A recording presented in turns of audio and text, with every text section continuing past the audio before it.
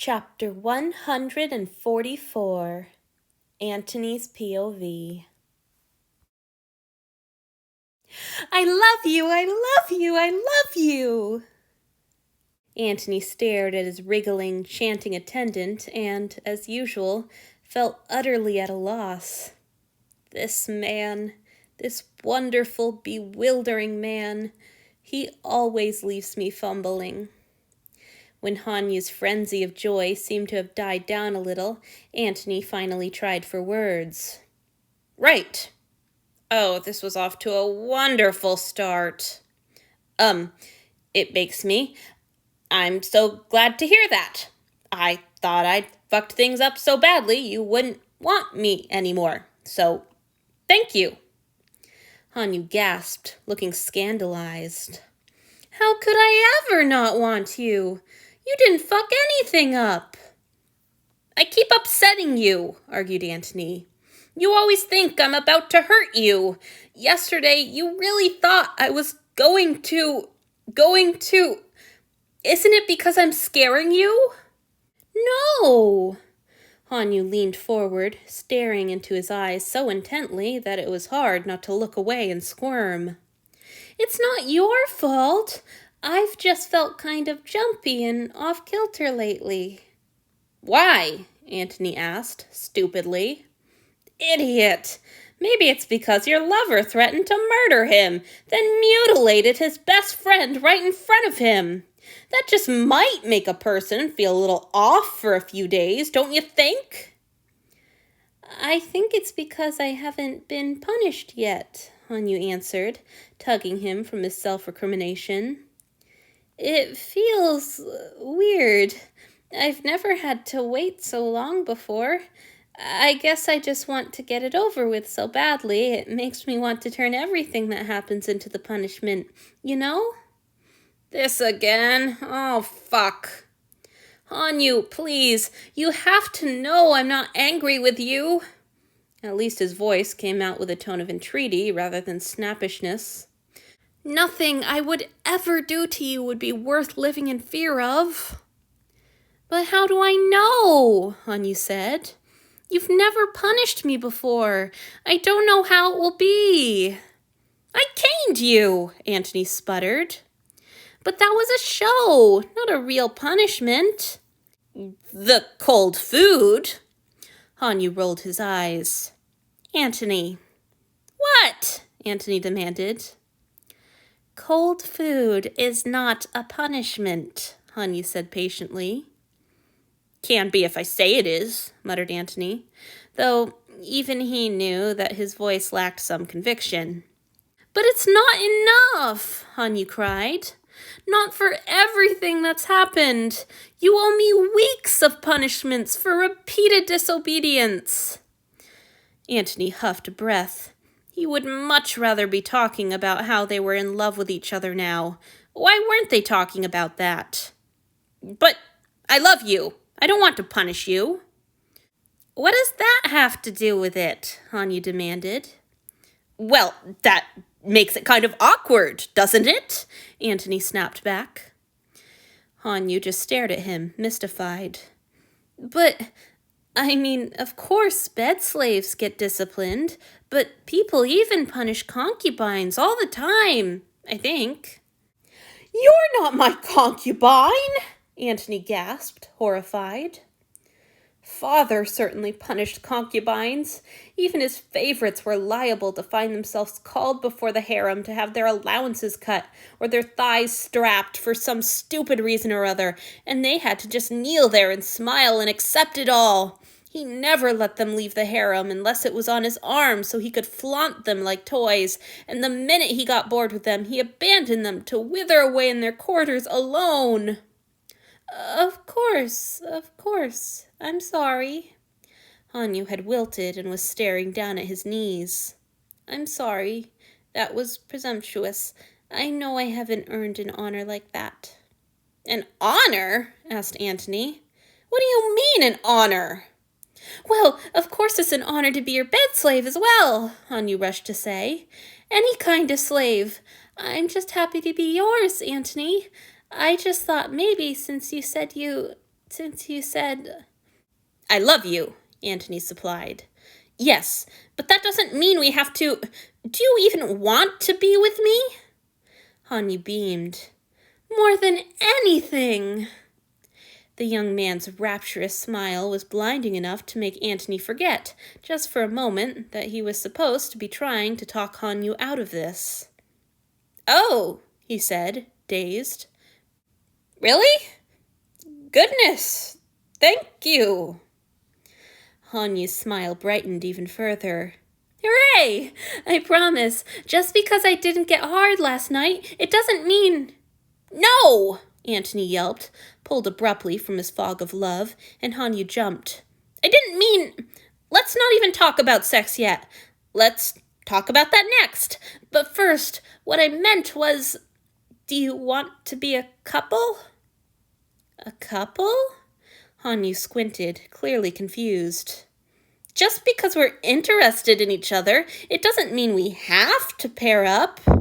Damn, I'm being so presumptuous, asking about becoming partners. He could have anybody he wanted. You could find someone else, someone better. Hanyu shook his head. But I'm yours. Well, yes, but that's... We could leave it at being friends and... roommates, Antony said feebly. Roommates who share a bed. But don't you want me? Now Hanyu's huge brown eyes had gone wide and teary, and his distressed tone went straight to Antony's heart. Yes, he said, unable to leave Hanyu so unhappy while he fished for the right words. Bald-faced honesty would have to do.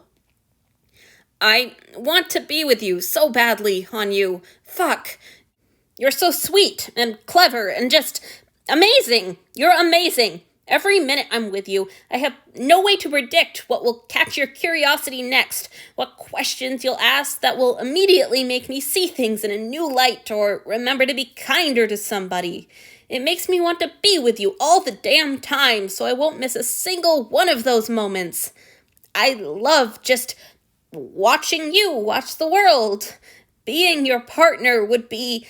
I don't have words for how good it would be. Antony looked up from his tightly clenched fists and saw that the tears which had threatened were now raining unchecked down Hanyu's face. Fuck! No wonder! I'm glaring and growling even when I'm trying to tell him how much I love him. I'm sorry. I don't know why I sound so grouchy right now. I'm sorry. Hanyu shook his head, mute for once, and reached for Antony's hand. His palm was the same as always, hot, a little sweaty, unnecessarily gentle. But the touch felt different this time. There was a weight and significance to the gesture that made Antony's chest tighten with a deep, nameless hope. Hanyu gave his fingers a gentle squeeze, and Antony found that he wasn't quite done babbling yet. Of course I want you, Hanyu, he repeated. But I only want to be together, if that's what you want, too. You're so good to me, the young man whispered, bending to brush a feather-like kiss over Antony's knuckles. It was hard to restrain a full-body shiver at the tender touch. I don't deserve... Of course I want to be with you. All right, Antony replied faintly. All right, then. A couple, then. Is this really happening? Am I dreaming? I get to be Hanyu's partner. Oh, gods, I'm Hanyu's partner. It felt like his ribs might crack open, no longer able to contain the great mass of joy that blossomed inside him at the thought. Suddenly, Antony felt like he might be the one in danger of bouncing and squealing, running around to tell everybody he knew that he, of all people, had been given the honor of being Hanyu's partner, Hanyu's person, Hanyu's. He wanted to tell Theo and Titus and Claudia and Julia and... Wait, that's another thing we should discuss. Do you want others to know? It was hard to hold on to any humility when he'd just been handed the greatest treasure in the world, but it would behoove him to remember that there were plenty of reasons that Hanyu might not want to be publicly associated with him any more than he already was. Hanyu grinned, and gods, if it wasn't the most beautiful sight Antony had ever seen. I could try to keep it a secret if you wanted, but I don't think I'd manage it for long. All right. Antony could have sworn his heart was pounding. He actually put a hand up to check, and feeling his torso as still and dead as ever, did nothing to quell the tremulous feeling in his chest as he looked back at Hanyu, his lover. Let's tell Theo first, then. She's been after me to tell you how I felt for weeks. Weeks? Hanyu gasped, staring at him incredulously. Really? Antony shrugged, aware that he was scowling. I realized when you explained why you'd been acting so formal in front of a sow.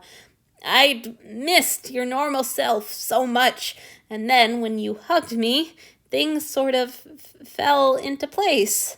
I told Theo and Marcus. I'm afraid that's why he did what he did. I'm sorry. Please don't be sorry. Hanyu fixed Antony with his tearful, fervent gaze. You talked to the other gods about me? About loving me? You really mean it? Of course. Antony leaned forward, his hand still pressed in Hanyu's careful grip. I'm serious about this, Hanyu. About you. You matter far too much for me to jump into a relationship on a whim. I've thought about this, talked about it with others, checked in with the partner I had at the time. If you're really willing to give me a chance, well, I don't want to fuck that up. Antony, Hanyu whispered, sounding reverent. His hands were shaking. You know you don't have to say all this. I'm yours. Anything you want from me. It would be my honor to give. It's already more than I could have dreamed. To be an official bed slave instead of just a quick distraction. My body is yours. You know that. Back to sex again. There was no denying that Antony was wildly, absurdly attracted to Hanyu. What was more, he'd practically been living like a celibate since getting the man. But when he tried to imagine touching Hanyu like that. He hadn't had sex with a human since the curse. Sana had enjoyed kisses and cuddles, but nothing more than that. Did Antony even know how to bed a human, to pleasure him safely, to keep his strength in check in the heat of passion? That wasn't experimentation he felt terribly eager to enact on Hanyu's fragile, incredibly precious body. Maybe I should ask Felix about it. He has sex with humans, I think.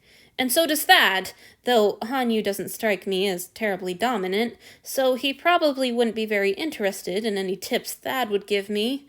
Maybe Julia, then. She's a doctor. It's her job to tell everyone how to use their bodies safely, right?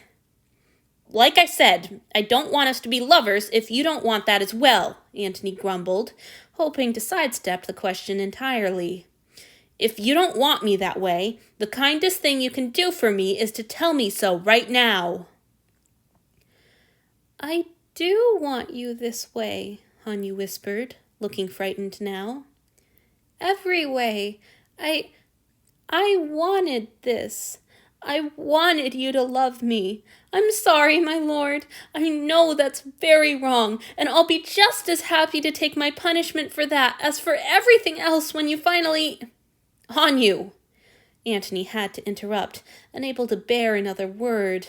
Why in the world did Hanyu think he would punish him for wanting him? Wasn't the whole point of a relationship that they wanted each other? Didn't he think Antony liked the feeling of being desired too? Of course it's not wrong to want that. And you have it. You have my love, all right? It's yours. I'm yours. I love you. So why fuss? His words didn't have the desired effect. Hanyu gave a broken-sounding wail and tipped forward to bury his face in Antony's neck. He sobbed, hot tears soaking Antony's shoulder, and Antony froze. "Oh no, fuck! What did I say? I thought he was happy about me loving him. What?" Hanyu cuddled closer and wrapped his arms around Antony, clutching him tightly. "Oh, good crying then." Antony relaxed into his warm, soggy embrace. Maybe they hadn't talked through everything that they needed to yet, but Antony hugged Hanyu back, mind reeling at the thought that he was holding his partner, and felt like a vastly richer man than he had been when he first woke up. "I meant it," he told himself fiercely as he stroked his lover's tumble of hair. "He's too important. Whatever it takes, I will not fuck this up."